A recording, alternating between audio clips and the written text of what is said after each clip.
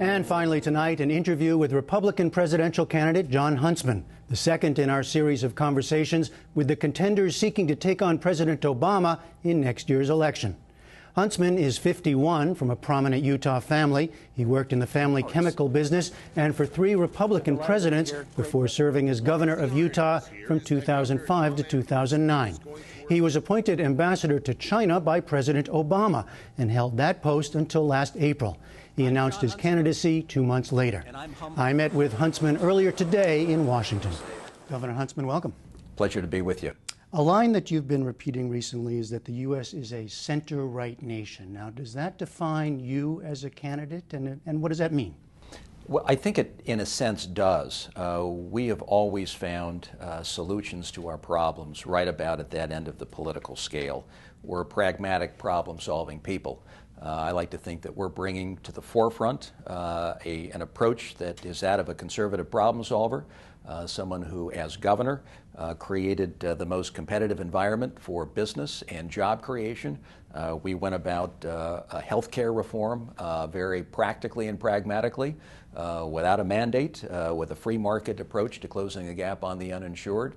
So if you look at our track record, whether it's as governor or it's work overseas — I've lived overseas 4 times, a couple of times as ambassador — it's as a practical, pragmatic, conservative problem solver. And I believe that's consistent with where this country is politically. Now, on the main issue of the day, the economy, jobs, you have talked about reforming the tax code, a flat or flatter tax. Right. Does that mean that you oppose, or would you like to end the progressive tax code that we have? I think that what we have is dated. I think 17,000 pages that make up our tax code make it a little top-heavy and a little unpredictable for a lot of people longer term, particularly on the business side. I would like to do what we did in the state of Utah, which is phasing out the deductions, phasing out the loopholes, phasing out corporate welfare, the biases that are inherent in this very top-heavy tax code, buying down the rate in a revenue-neutral fashion, broadening the base, and leaving the tax code a whole lot more competitive for the 21st century. But does broadening the base bring lower wage earners into paying taxes, many who don't today? And does it end as I said, the progressive nature of our tax code, or does it change it so that lower wage earners pay more in taxes and upper end come down? It would change elements of the tax code to that end. It would bring more people into the tax code who would then become taxpayers. You could bring that in gradually. I mean, there could be a progressive approach to bringing a certain segment of the population in, but basically it does. It lowers the rate, flattens the rate, and I think leaves it a whole lot more competitive for where this country needs to be in the future. Competitive but fair. I mean, one of the things people would say is the nature of our tax code has benefited those lower wage earners. Well, the tax code going forward has got to benefit everyone in this country. One of our problems is we're not attracting investment, we're not necessarily attracting brain power, we're not expanding our economic foundation because our tax code is not up to date. It isn't competitive. And I believe if we're going to help everybody and bring more people the opportunity that this country traditionally has, we've got to have a different tax code. It just can't continue on as it is. So I look at the options out there, and I think, you can phase out the deductions and the loopholes and the biases, and you can use that revenue to buy down the rate. And I say that because that's where I've been, and that's what we did in our state, and I think it is applicable here at the national level, and that's the conversation I would like to have with the people of this country. One specific current issue is the question of the extension of the payroll tax cuts. Now, these cuts were made last year to try to get more money into the pockets of working people. They're due to end in January, and there is a question of whether they should be extended. A number of Republicans have suggested that that's not a priority. Where do you come down? I think the payroll tax cut is a good thing. I think it helps a whole lot of people, and I think it's something that would serve to stimulate this economy going forward. So it should be extended? I would consider extending it. Another on the tax issue, the investor and philanthropist Warren Buffett has written recently of how those at the very, very high end can and should pay more in taxes. Is he right? Well, I would say that there's going to have to be a shared sacrifice in this country. And I think that people at all levels are going to have to step up, whether it's recognizing that Medicare is going to be done a little differently, Social Security is going to be done a little differently. And as president, I wouldn't hesitate to call on sacrifice from all of our people, even those at the very highest end of the income spectrum. Higher taxes for those at the highest. Well, I'm not saying higher taxes. I'm saying that there are contributions that they can make too. And as president, when you look at the full spectrum of options, where this country is and what we need to deliver a truly competitive economy for our people, we're going to have to ask for sacrifice, and I'm not going to hesitate to do that. What does that mean, though, specifically? Over time, we're going to figure that out, but I'm not going to give a one-size-fits-all scenario here. I know that there are people who can give, perhaps more than others, maybe as it relates to the means testing around Social Security and Medicare, people who don't need these programs. And I think we need to look realistically at where we are, where our vulnerable spots are, where our vulnerable populations are, recognize that for what it is, and recognize those populations that don't need these programs, and make some choices around that. On the foreign policy front, as we sit here today, rebels in Libya have taken Tripoli. Muammar Gaddafi is on the run, and it looks as though his long dictatorship is over. Now, you opposed originally President Obama's decision to intervene working with NATO. Were you, in retrospect, wrong about that? I don't think so. I cheer on the rebels. I don't yet know what that means in terms of leadership going forward. I don't know what it means in terms of respecting human rights, although with the National Transition Authority, I heard some of the right language, but there are a lot of question marks still about how this is going to play out, what it means to the people of Libya, what it means to the economy and regional stability longer term. So my original premise was based on Libya not being a core U.S. national security interest. And I maintain that view today, although I cheer on the rebels, and I think it's terrific. Tunisia and Egypt kind of did it on their own. They didn't need the United States to move those transitions forward. I think the same is true in Libya. We applaud the rebels, but I have to tell you, the future of the United States is not tied to Libya, and it's not tied to Afghanistan, and it's not tied to Iraq. I hate to inform you. It's really tied to whether or not this country is up for the competitive challenges of the 21st century.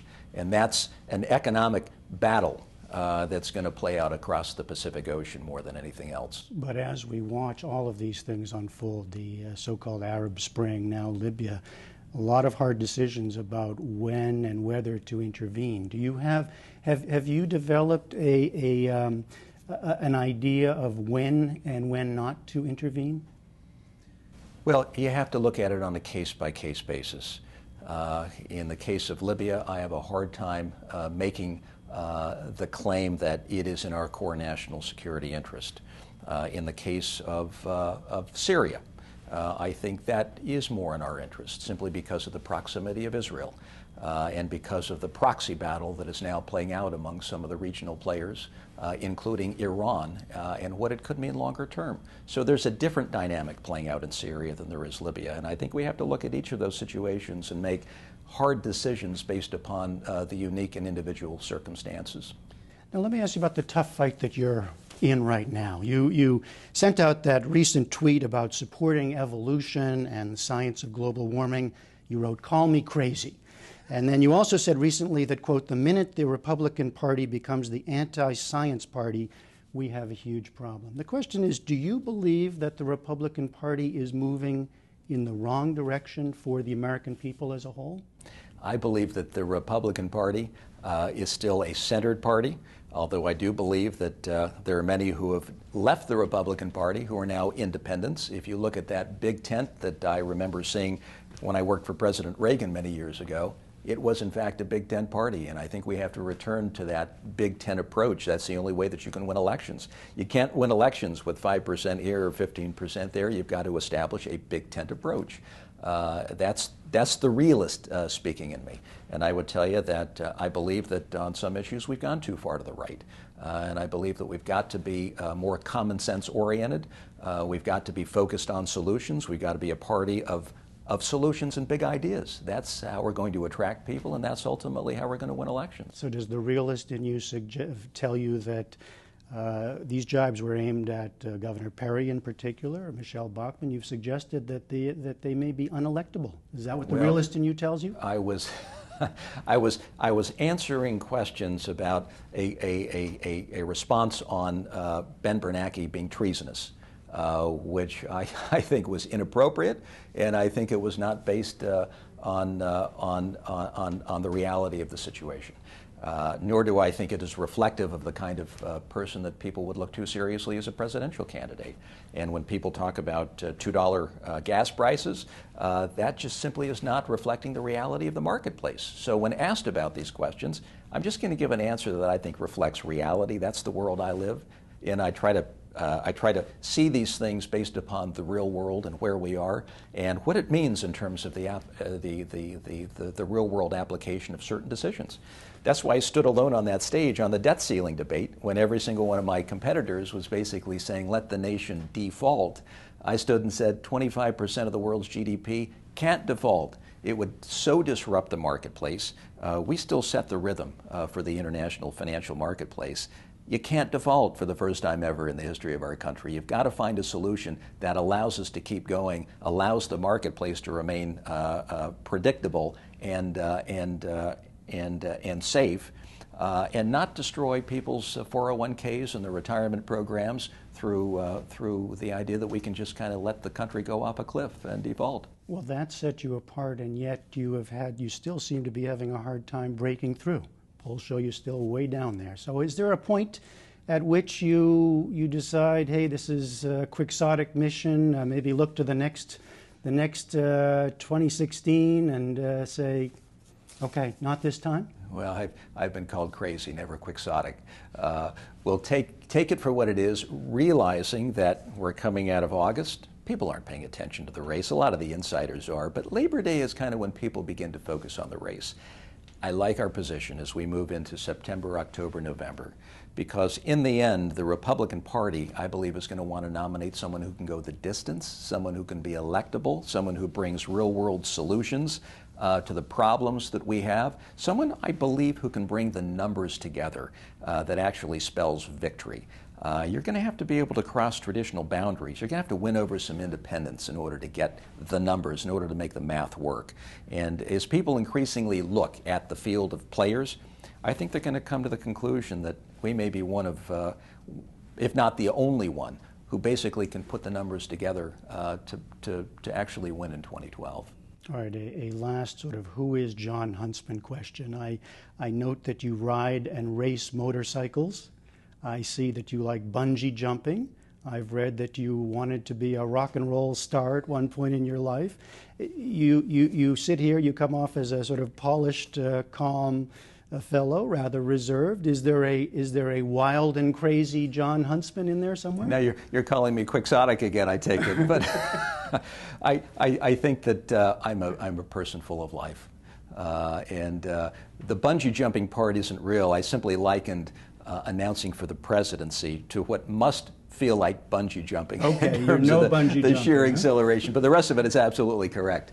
But most importantly, I'm a father of 7 kids, and I think I see the world very realistically through their eyes, and the country that they're about to inherit, being less good, less productive, and less competitive than any other that we've handed down in history. For the first time, we're not handing upward in terms of our standards, we're handing downward.